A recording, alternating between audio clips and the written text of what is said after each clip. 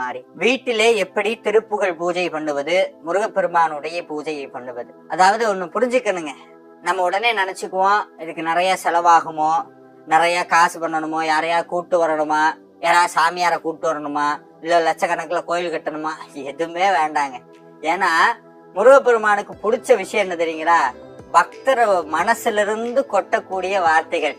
அருணகிரிநாதர் அழகா சொல்றாரு, மொய்தார் அணிக்குழல் வள்ளியை வேட்டான், முத்தமிழால் வைதோரையும் வாழ வைப்பான். அதாவது பக்தன் செல்லமா திட்டுனா கூடிய வாழ வச்சிருவாரா. முருகப்பெருமானுக்கு அவ்வளவு இஷ்டம் தமிழும் அந்த திருப்புகளும். சரி, இன்னையில இருந்து உங்க வீட்டுல திருப்புகழ் பூஜை எப்படி பண்ணுவது? முதல் விஷயம் வீட்டை சுத்தப்படுத்தணும். இரண்டாவது விஷயம் மனசை சுத்தப்படுத்தணும். மனசை எப்படி சாமி சுத்தப்படுத்துறது? எதெல்லாம் அது வரைக்கும் 3 விஷயத்த புரிஞ்சுக்கோங்க. முதல் விஷயம், எது நடந்தாலும் காரண காரியம் இல்லாமல் நடப்பதில்லை.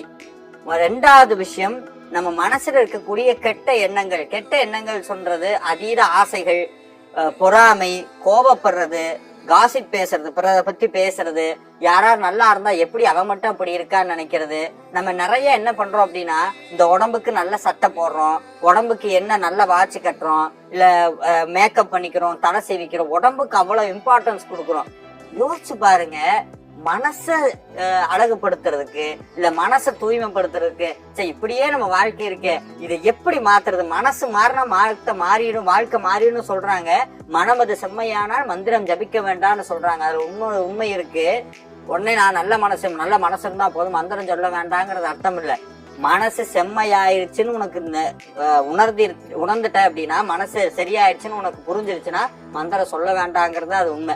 ஆனா மனசு செம்மையாற வரைக்கும் மந்திரம் சொல்லணும். அந்த மனசை எப்படி அழகுபடுத்துறது? அதுக்கு தாங்க இந்த திருப்புகழ். தினமும் காலையில எந்திரிச்சு வீட்டை சுத்தப்படுத்தினதுக்கு அப்புறம் அவங்கனால எப்ப எந்திரிக்க முடியும், அதுக்கு முடிந்த அளவுக்கு 6 மணி 6:30 மணிக்கு இல்ல சூரிய உதயத்துக்கு முன்னாடி எந்திரிச்சு வீட்டிலே முருகப்பெருமானுடைய படத்திற்கு முன்னாடி சுத்தமான எண்ணெயிலோ இல்ல பசு நெய்யிலோ தீபம் இட்டு முன்னாடி உட்கார்ந்து திருப்புகள்ல ஏதாவது ஒரு திருப்புகள், அது எதுவா வேணா இருக்கலாம். உங்களுக்கு 4 வரி திருப்புகள் இருக்கு, இல்ல கந்தர் அனுபூதி இருக்கு, ஏதாவது ஒரு விஷயம் முருகப்பெருமானுடைய அருணகிரிநாதர் அருளி செய்த ஏதாவது ஒரு பாட்டை எடுத்துக்கொண்டு மனனம் செய்தோ இல்ல புக்க பார்த்தோ தினமும் படிச்சுட்டு வாங்க. எத்தனை நாள் செய்யணும்? 48 நாள் செய்யணும்.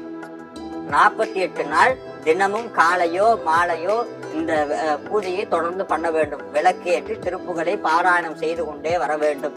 48 நாள் முடியறதுக்குள்ள முருகப்பெருமான் உங்களுடைய கனவிலே வருவார். எந்த கோவிலுக்கு வரணும்னு உத்தரவிடுவார். 48வது நாள் பூஜையை முடித்து விட்டு, என்ன பூஜைனா என்ன சாமி பண்றது? நிறைய பூ போடணுமா? வேண்டாம். வீட்டு பக்கத்துல இலை கிடைச்சாலும் அதை போடலாம். பெரிய ஆடம்பரம் வேண்டாம். ஏன்னா யாவருக்குமாம் இறைவருக்கு ஒரு பச்சிலைன்னு தான் திருமூலர் சொல்றார். மனசுதாங்க முக்கியம். முருகப்பெருமான பார்த்தே தீரணும், முருகப்பெருமான்கிட்ட பேசியே தீரணுங்கிற ஒரே குறிக்கோளோட திருப்புகழ் பாடி கிடைக்கக்கூடிய ஏதாவது ஒரு 2 இலையை முருகப்பெருமான் பாதத்தில் வைத்து விட்டு, முருகா உனை என்று வேறு யாரும் இல்லைன்னு அந்த திருப்புகளை பாடி முடியுங்கள். 48 நாள் இந்த பூஜையை செய்யுங்கள். 48வது நாள் நிறைவில் உங்களால் முடிந்த சில பேருக்கு அன்னதானம் விடுங்கள். அன்னதானம்னா வடபாயாசத்தோட இல்ல, நீங்க என்ன சாப்பிடுறீங்களோ அதுல ஒரு பிடி எடுத்து கொண்டு போய் முடியாதவங்களுக்கு செஞ்சு கொடுத்துட்டு வாங்க. 48 நாட்களுக்குள்ள உங்களுடைய கர்ம வினை முற்றிலுமாக பாதிக்கு பாதியாக குறைந்துவிடும். பிறகு என்ன பண்ணணும்னா அதுதான் உங்களுக்கு மருந்து. வாழ்க்கை பூரா அந்த திருப்புகள் தான் மருந்து.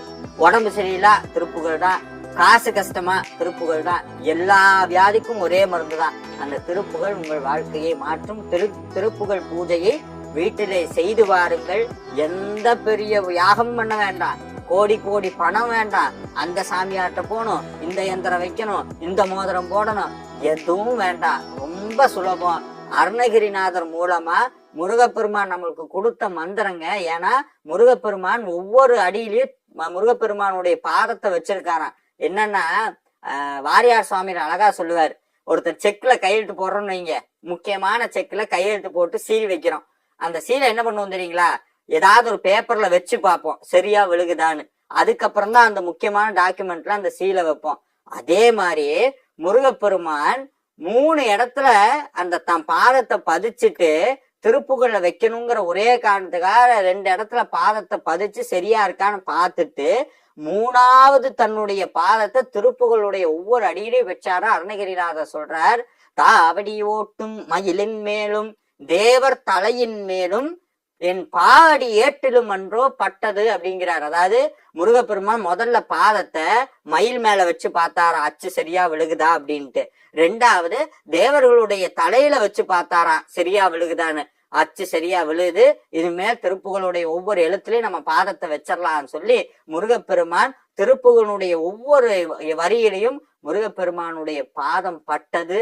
அருணகிரிநாதனுடைய அருளினாலும் முருகப்பெருமானுடைய அருளினாலும் இனிமேல் உங்களுடைய வாழ்க்கையில் எந்த கஷ்டமும் கிடையாது, எந்த துன்பமும் கிடையாது. ஏன்னா உங்க கூட முருகன் இருக்கிறார், திருப்புகள் இருக்கிறது. திருப்புகள் இருக்கும் வரை நம்ம வாழ்க்கையில எந்த கஷ்டமும் கிடையாது. ஏன்னா திருப்புகள்ங்கிறது நெருப்பு மாதிரி, நினைத்ததை அழிக்கும், நிசக்கரு அறுக்கும், நினைச்சதெல்லாம் கொடுக்கும், பிறக்காம இனிமேல் பிறவியே இல்லாம தடுக்கும், மனதை உருக்குங்கிறார். நினைத்ததை அழிக்கும், மனதையும் உருக்கும், நிசக்கரு அறுக்கும். திருப்புகழை பாடினால் வாழ்வில் வளம் பெறலாம். திருப்புகழ் பூஜையை பண்ணுங்கள், முருகனை காணுங்கள், உங்களுடைய வாழ்க்கை மாற்றம் அடையட்டும். நன்றி.